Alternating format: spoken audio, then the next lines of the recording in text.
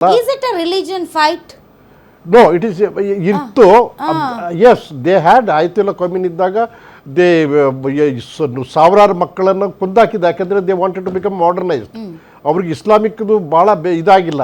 ಆದರೆ ಈಗ ಏನಾಗಿಬಿಟ್ಟಿದೆ ಅಂದರೆ ಈ ಇಸ್ರೇಲ್ ಮತ್ತು ಅಮೆರಿಕ ಎರಡೂ ಸೇರ್ಕೊಂಡು ಬೊಂಬಾರ್ಡ್ ಮಾಡಿ ಸ್ಕೂಲ್ಗಳ ಮೇಲೆ ಅಲ್ಲಿ ಇಲ್ಲೆಲ್ಲ ಹಾಕಿಬಿಟ್ಟು 160 ಮಕ್ಕಳೆಲ್ಲ ಹೋಗಿದ್ದು ನಿಮಗೆಲ್ಲ ನಮ್ಗೆ ಗೊತ್ತಲ್ಲ ನಿಮಗೆ. ಸೊ ಇದೆಲ್ಲ ಮಾಡಿ ಈಗ ಇರಾನ್ ಅದು ಬಿಟ್ಟುಬಿಟ್ಟಿದೆ ಒರಿಜಿನಲ್ ಅವ್ರದ್ದು. ಈಗ ಒಟ್ಟಾಗಿದ್ದಾರೆ ಅವರು, ದೇ ಆರ್ ಯುನೈಟೆಡ್ ನಾವು. ಆಂತರಿಕವಾಗಿ ಅವರು ಒಗ್ಗಟ್ಟಾಗಿದ್ದಾರೆ.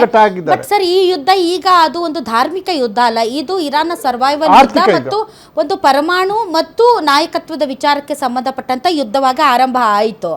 ಬಟ್ ಇಲ್ಲಿಯವರೆಗೆ ಸರ್ ಯುದ್ಧವನ್ನ ಇರಾನ್ ನಡೆಸ್ಕೊಂಡು ಬಂದಂತಹ ರೀತಿ, ಐ ನೋ ಇದಕ್ಕೆ ಲಾಜಿಕಲ್ ಎಂಡ್ ಇದೆಯಾ ಇಲ್ವಾ ಅಂತ, ಬಟ್ ಆಂತರಿಕವಾಗಿ ಅದು ಭೀಕರವಾಗಿ ಜರ್ಜರಿತವಾಗಿ ಹೋಗಿದೆ. ಸೊ ಈಗ ಒಂದು ಮಾತುಕತೆಗೆ ಅಮೇರಿಕಾ ನಾವು ಯುದ್ಧಕ್ಕೆ ರೆಡಿ ಇಲ್ಲ, ಒಂದು ಮಾತುಕತೆ ಮೂಲಕ ಬಗೆಹರಿಸ್ಕೊಳ್ಳೋಣ ಅಂತ 3 ದಿನಗಳ ಗಡುವು ಕೊಟ್ಟಿದೆ.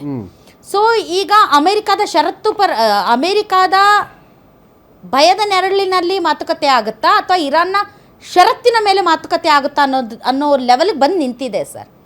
ಸೊ ಮಾತುಕತೆ ಆಗುತ್ತಾ? ಫಸ್ಟ್ಲಿ ಎಲ್ಲಿವರೆಗೆ ಈಗ ನಾನು ಕದನ ವಿರಾಮ ನೋಡಿದ್ದೀನಿ. ನಾನು LOCಯಲ್ಲಿ ಕದನ ವಿರಾಮ ಆಗೆಲ್ಲ ಆಗೋದಿಲ್ಲ. There is something known as a confidence building measure. Confidence building measure ಅಂತ ಹೇಳಿದರೆ, ಈಗ ನಿಮ್ಮಿಬ್ಬರು ನಮ್ಮ ಜಗಳ ಇದೆ, ನಾನೇನು ಮಾಡ್ತೀನಿ, ನಿಮ್ಮ ಮಕ್ಕಳನ್ನ ಕಂಡು ಒಂದು ದಿವಸ ಸ್ವಲ್ಪ ಚಾಕ್ಲೇಟ್ ಕೊಟ್ಟು, ಇಲ್ಲ ನೀವು ನಮ್ಮನ್ನು ಚಾಕ್ಲೇಟ್ ಕೊಟ್ಟು, ಸಮಥಿಂಗ್ ಸ್ವಲ್ಪ ಫ್ರೆಂಡ್ಶಿಪ್ ಟೈಪ್ ತೋರಿಸ್ಬೇಕು ಫಸ್ಟು. ಅದು ತೋರಿಸೋದು ಇಲ್ಲ, ತೋರಿಸೇ ಇಲ್ಲ ಇವರು. ಕಾನ್ಫಿಡೆನ್ಸ್ ಬಿಲ್ಡಿಂಗ್ ಮೆಜರ್ ಇಲ್ಲ ಇಲ್ಲಿ. ಈಗ IRGC ರೆಡಿ ಇದೆ, ಅಲ್ಲಿ ಡಿಸೆಂಟ್ರಲೈಸೇಷನ್ ಪವರ್ ಕೊಟ್ಟಿದ್ದಾರೆ. ಅಲ್ಲಲ್ಲಿ ನನ್ನಂಥ ಕರ್ನಲ್ಗೆ ಒಬ್ಬೊಬ್ಬ ಒಂದೊಂದು ಇಲಾಖೆ ಕೊಟ್ಬಿಟ್ಟು ನೀನೇ ಎಲ್ಲದಕ್ಕೂ ನೀನೇ ವೆಪನ್ಸ್ ನಿಂದು, ರಾಕೆಟ್ ಇದ್ದು, ಮಿಸೈಲ್ಸ್ ಇದ್ದು ನೀನೇ ಮಾಡ್ಕೊ, ನಾವು ಸೆಂಟ್ರಲೈಸ್ ಇಲ್ಲ. ಅದು ಒಂದು ಅವ್ರು ಲಾಸ್ಟ್ ಅವರಿಗೆ ಇನ್ಫಾರ್ಮೇಷನ್ಸ್ಗಳು ಬಂದರೂ ಸಹ ಅವ್ರು ಲೇಟಾಗಿ ರಿಯಾಕ್ಟ್ ಮಾಡ್ತಾರೆ. ಅವ್ರು ರೆಡಿ ಇದ್ದಾರೆ. ಇಲ್ಲಿ ಟ್ರಿಪೋಲಿಯಲ್ಲಿ ಅಲ್ಲಿ ಇಲ್ಲೆಲ್ಲ 1000 ಗಟ್ಟಲೆ ಕಮಾಂಡೋ ಅಮೇರಿಕನ್ಸ್ ಬಂದು ನಿಂತಿದ್ದಾರೆ. ಶಿಪ್ಪುಗಳು ಹೋಗಿದೆ, ಎಲ್ಲ ರೆಡಿ ಇದೆ. ಬಟ್ ಈಗ ಏನಾಗಿದೆ, ದಿ ಫ್ಲ್ಯಾಶ್ ಪಾಯಿಂಟ್, ಈಗ ಏನು ಅಮೇರಿಕ ಫಸ್ಟ್ ರೌಂಡ್ ಈಗ ಇನ್ನೊಂದ್ಸರಿ ಕದನ ವಿರಾಮ ಇದು ಓಪನ್ ಮಾಡುತ್ತಾ ಇಲ್ಲ ಫಸ್ಟ್ ರೌಂಡ್ ಇರಾನ್ ಮಾಡುತ್ತಾ ಅಂತ ನಾವು ನೋಡಬೇಕು. ನನ್ನ ಮನಸ್ಸಿಗೆ ಇರಾನ್ ಆ ಪರಿಸ್ಥಿತಿಯಲ್ಲಿ ಇಲ್ಲ ಈಗ. ಯಾಕೆಂದರೆ ಈ ಇಸ್ರೇಲ್ ಮತ್ತು ಅಮೇರಿಕ ಬಲಿಷ್ಠ ರಾಷ್ಟ್ರಗಳು. ಇವರಲ್ಲಿ ಇರಾನಲ್ಲಿ ನೌಕಾಸೇನೆ ಹೋಯ್ತು, ಅದೆಲ್ಲ ವಿಂಟೇಜು 80-90ನೇ ಇಸ್ವಿ ಇದು ವಿಂಟೇಜ್. ಅದು ಅಲ್ಲಿ ಹೊಸ ಇದಿಲ್ಲ, ಅದೇನು ಚೈನಾದವ್ರು ರಷ್ಯಾದವ್ರು ಕೊಟ್ಟಿದ್ರು ಅದಷ್ಟೇ ಅವರಿಗೆ ಬಿಟ್ಟು ಮತ್ತೆ ಏರ್ಫೋರ್ಸ್ ಹೋಗಿದೆ. ಏರ್ಫೋರ್ಸಲ್ಲಿ ಕಾಲು ಭಾಗನೂ ಉಳಿದಿದೆಯೋ ಇಲ್ವೋ ಗೊತ್ತಿಲ್ಲ.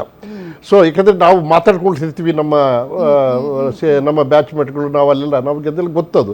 ಯಾಕಂತ ಹೇಳಿದ್ರೆ ಇರಾನ್ ಜೊತೆ ಪರ್ಷಿಯಾ ಜೊತೆಲಿ ಇಂಡಿಯಾದ ಒಳ್ಳೆ ರಿಲೇಷನ್ ಇದೆ, ಇವಾಗಲೂ ಇತ್ತು.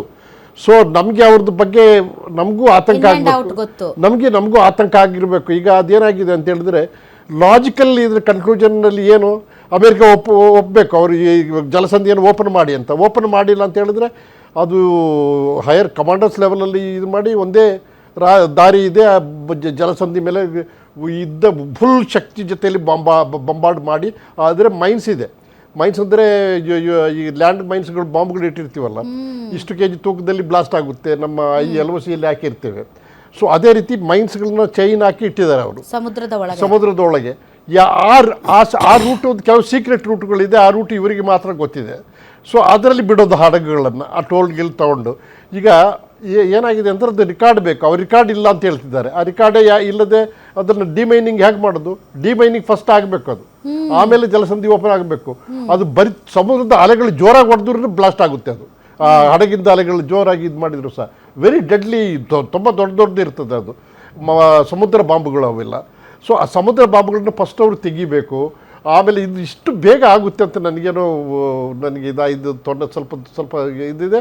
ನೀವು ಮುಂಚೆ ಹೇಳ್ದಾಗೆ ಪೂರಾ ನಮ್ಮ ದೇಶಗಳು, ನಮ್ಮ ಎಸ್ಪೆಷಲಿ ಏಷ್ಯನ್ ರಾಷ್ಟ್ರಗಳು, ನಾವೆಲ್ಲ ಇದರ ಒಂದು ಅನುಭವ, ಇದು ಲಾಂಗ್ ಟರ್ಮ್ ಎಫೆಕ್ಟ್ ಇದ್ದೇ ಇದೆ ಸರ್. ಈಗ ಅಮೆರಿಕ ಬ್ಲಾಕೇಡ್ ಮಾಡಿದೆ, ಮುತ್ತಿಗೆ ಇಟ್ಕೊಂಡಿದೆ, ಒಂದು ಹಡಗು ಹೋಗ್ತಾ ಇಲ್ಲ, ಬರ್ತಾ ಇಲ್ಲ. ಹೌದು. ಸೊ ನೀವು ಹೇಳೋ ಪ್ರಕಾರ ಇರಾನ್ಗೆ ಮಾತ್ರ ಸೀಕ್ರೆಟ್ ರೂಟ್ ಗೊತ್ತು, ಹೌದು. ಅದರ್ವೈಸ್ ಮೈನ್ಸ್ ಎಕ್ಸ್ಪ್ಲೋರ್ಡ್ ಆಗ್ತವೆ ಮತ್ತೆ ವಾರ್ಸ್ಗಳೆಲ್ಲ ಇದು ಏನು ಶಿಪ್ಗಳೆಲ್ಲ ಹಾಳಾಗಿ ಹೋಗ್ತವೆ. ಯಾವ ಶಿಪ್ಪು ಮೂವ್ಮೆಂಟ್ ಆಗ್ತಾ ಇಲ್ಲ, ಬಿಕಾಸ್ ವಿಮೆ ಕೂಡ ಜಾಸ್ತಿ ಆಗಿದೆ, ಯಾಕಂದ್ರೆ ಅನ್ಸರ್ಟಿನಿಟಿ ಇದೆ ಯಾವಾಗ ಏನಾಗುತ್ತೆ ಅಂತ. ಸೊ ಈಗ ಮಾತುಕತೆ ಆಗಬೇಕು ಅಂದ್ರೆ ಸರ್ ತಾವಂದ ಹಾಗೆ ಇನ್ನೂ ಕೂಡ ಒಂದು ಕಾನ್ಫಿಡೆನ್ಸ್ ಬಿಲ್ಡಿಂಗ್ ಮೆಜರ್ ಯಾವುದೂ ಆಗಿಲ್ಲ. ಕರೆಕ್ಟ್. ಈಗ ಬ್ಲಾಕೇಡ್ ತೆಗೀರಿ ನಾವು ಮಾತಾಡ್ತೀವಿ ಅಂತ ಅವ್ರು ಹೇಳ್ತಾ ಇದ್ದಾರೆ. ಸೊ ಅಂದರೆ ಸರ್ ಇನ್ನೂ ಒಂದು ತಿಂಗಳು ಮುಂದುವರಿಯುತ್ತಾ ನೋಡಿ, ಅಲ್ಲಿ ಇವನು ಅಕೌಂಟ್ಸ್ ಎಲ್ಲ ಫ್ರೀಜ್ ಆಗಿದೆ, ಎಲ್ಲ ಇಂಟರ್ನ್ಯಾಷನಲ್ ಬ್ಯಾಂಕ್ಸ್ಗಳಲ್ಲಿ ಅಕೌಂಟ್ಸ್ ಫ್ರೀಜ್ ಆಗಿದೆ. ಅದನ್ನು ತೆಗಿಬೇಕು ಇವರು. ನಂಬರ್ 1 ಪಾಯಿಂಟ್ ಅದು ತೆಗಿಬೋದು. ದೊಡ್ಡ ಅವ್ರ ಅಕಸ್ಮಾತ್ ಮಾತಿಗೆ ಸಂಧಾನಕ್ಕೆ ಬರಬೇಕಂದ್ರೆ ಇದು ತೆಗಿಬೋದು.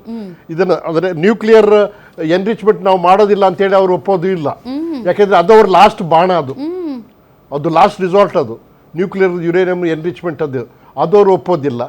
ಈ ಜಲಸಂಧಿಯನ್ನು ಬೇಕಾದರೆ ಇವ್ರದ್ದು ಯಾವ ಒಂದು ಇದ್ರ ಮೇಲೆ ಮಾಡ್ತಾರೆ. ಬಟ್ ಈ ಪಾಕಿಸ್ತಾನ ಇದು ದಲ್ಲಾಳಿ ಕೆಲಸ ಮಾಡ್ತಾ ಇದೆ. ಈಗ ಅವ್ರ ಯೋಗ್ಯತೆಯೂ ಇಲ್ಲ. ಆ ಯೋಗ್ಯತೆ ಇಲ್ಲದ ಮನುಷ್ಯರನ್ನ ಕರ್ಕೊಂಡೋಗಿ ಅಲ್ಲಿ ಮಾಡ್ತಾ ಇದ್ದಾರೆ. ಅವರು ನೋಡಿ, ಮುಲಾಜಲ್ಲಿ ಬದುಕಿರೋದು ಅವರು ಈ ಋಣದಲ್ಲಿ, ಅಮೇರಿಕದ ಋಣದಲ್ಲಿ. ಅವ್ರು ಒದ್ದೂರು ತಿಂತ ಕೇಳ್ಕೊಳ್ತಾರೆ, ಸ್ವಾಭಿಮಾನ ಅನ್ನೋದು ಅಂತಿಲ್ಲ. ಅದು 2 ಸರಿ ಫೇಲ್ ಆಗಿದೆ, ಈಗ 3ನೇ ಸರಿನೂ ಫೇಲ್ ಆಗುತ್ತೆ.